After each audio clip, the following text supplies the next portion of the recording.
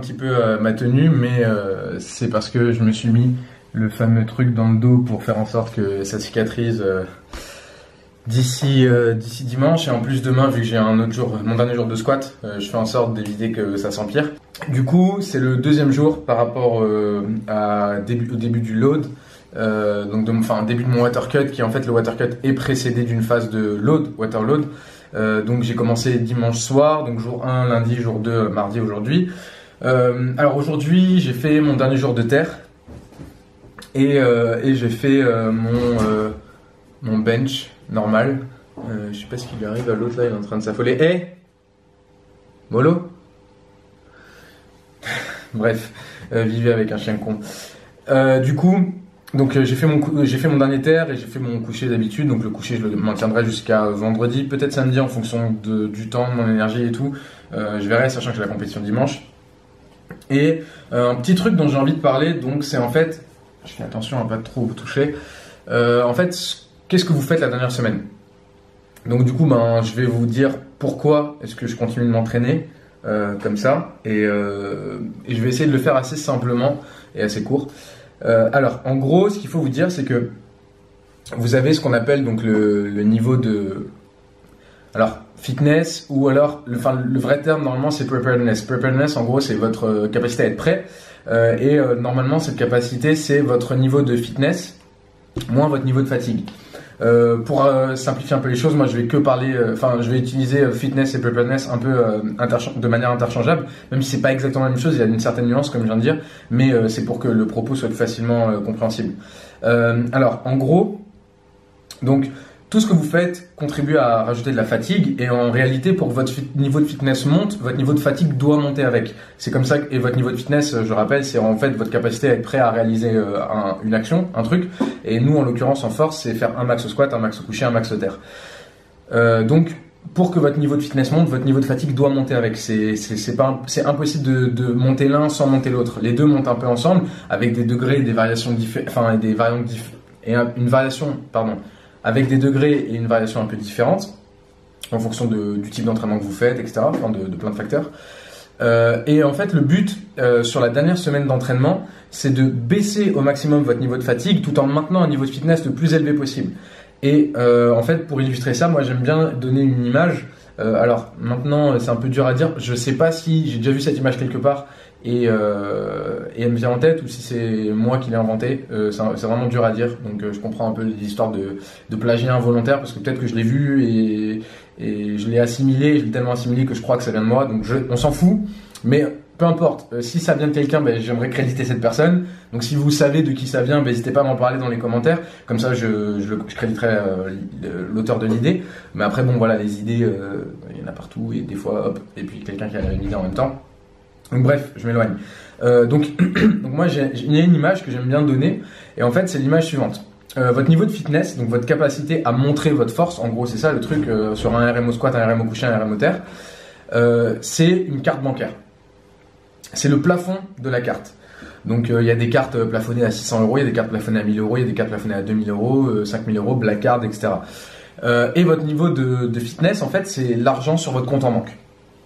Donc, en gros, si jamais vous avez un niveau de fitness très élevé, donc vous avez une carte avec un gros plafond, donc vous pouvez dépenser beaucoup d'argent d'un coup. Donc à savoir, montrer beaucoup de force d'un coup, avec un gros max au squat proche de votre max réel, un gros max au coucher proche de votre max réel, et un gros max au terre.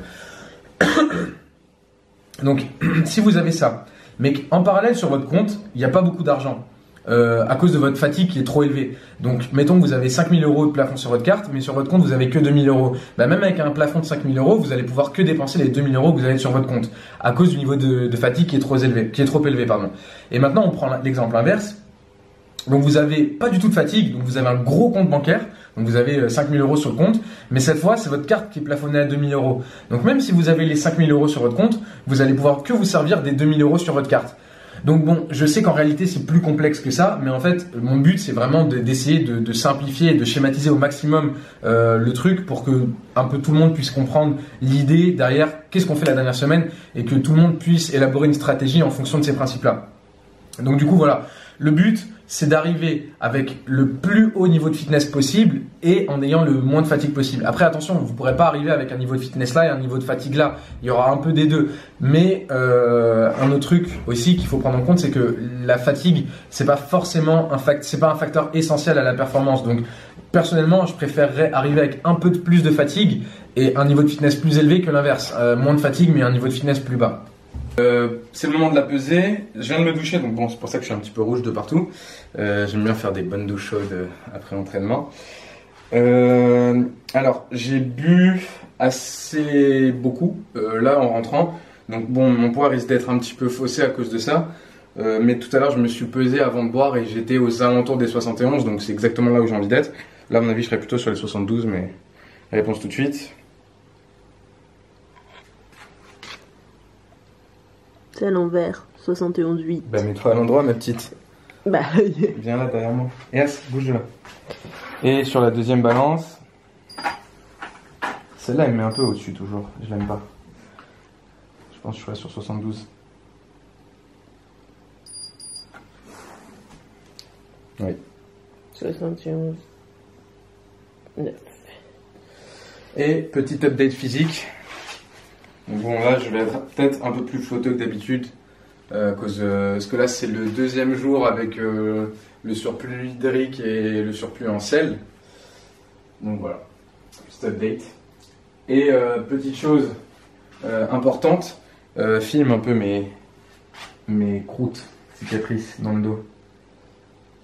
Génial, on voit les poils, les boutons. Ouais. C'est pas grave. Donc du coup, ça il faut pas du tout le sous-estimer parce que je risque d'avoir un peu la peau sèche dans les jours qui vont venir. En fait ma peau réagit très très mal à chaque fois que je joue un peu avec l'eau. Là vous pouvez voir, j'ai un petit peu d'eczéma. D'habitude ça arrive plus tard, mais là j'ai l'impression que mon corps savait que j'allais jouer, donc voilà, j'ai un petit peu d'eczéma. Donc ma peau réagit assez bizarrement. J'ai la peau super sèche au niveau des mains et tout. Donc en fait, personnellement, je vais pas du tout sous-estimer ça. Et je vais mettre du Cicatril et de la crème hydratante pour faire en sorte que ma peau soit mieux pour dimanche. Parce qu'en fait, en fonction de la barre qu'il y aura, si c'est une hélico, la barre risque de vraiment beaucoup agripper. Donc peut-être m'arracher un peu de peau. Et le pire scénario, ce serait que ça arrive au premier essai ou au deuxième essai. Et après, pour le troisième, il y a ce facteur-là qui est un facteur supplémentaire duquel j'aimerais bien me passer si possible. Donc voilà un truc à vraiment pas sous-estimer, donc c'est ce que je vais faire maintenant.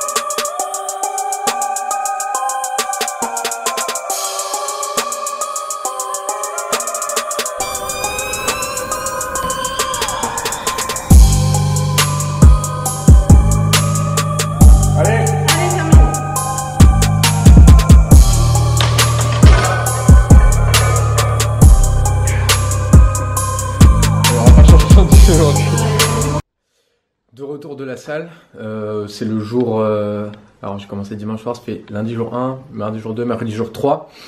Donc aujourd'hui, donc je viens de rentrer de la salle. Aujourd'hui c'était mon dernier jour de squat et un jour de bench comme un autre que j'ai dû adapter à cause de certaines douleurs dont je parlerai un peu plus tard, notamment après avoir mangé. Mais je voulais quand même vous montrer du coup en gros ce que je mange en ce moment. Donc il y a des pâtes, beaucoup de sel, un peu de feta pour mes origines grecques évidemment, et il y a des œufs en dessous des pâtes. Donc low fat, un peu plus de fat que d'habitude avec la feta parce que les œufs j'ai aucun jaune. Enfin j'ai un jaune pour 7 œufs en tout. Donc voilà.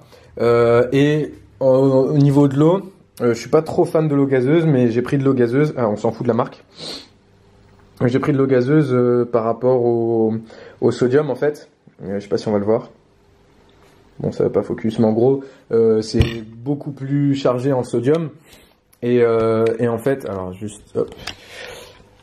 Et pendant la phase de load, c'est important d'avoir assez de sodium.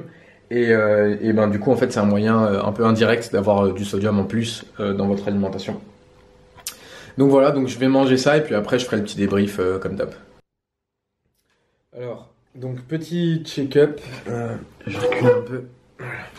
Petit check-up. Donc, alors aujourd'hui, donc j'ai fait mon dernier jour de squat et j'ai fait mon coucher.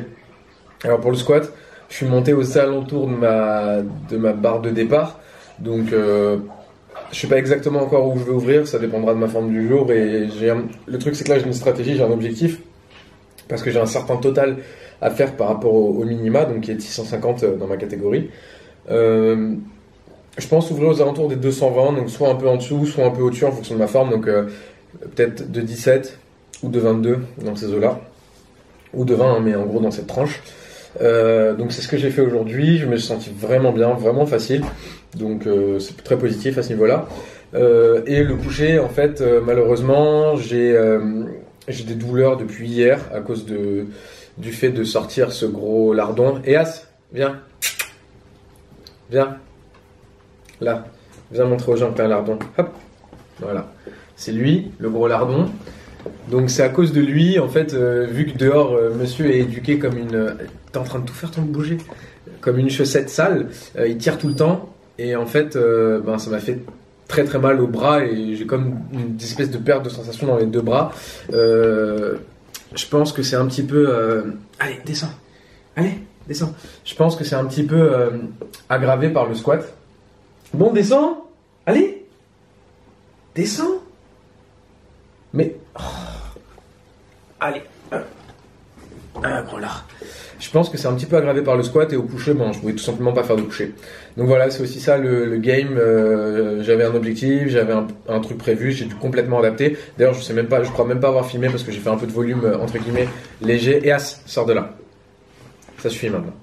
J'ai fait un peu de volume léger pour faire au mieux avec ma douleur. Donc voilà. Donc c'est aussi ça, adapter, faire en sorte que tout se passe pour le mieux. Et ben on passe à la pesée et après je vais finir cette vidéo. Donc aujourd'hui j'ai déjà bu 4 litres à l'heure qu'il est. Donc je suis à 72,2. Putain, en plus je commence à avoir des boutons partout. Je retombe en adolescence. C'est horrible. C'est effroyable. Grandir me fait peur.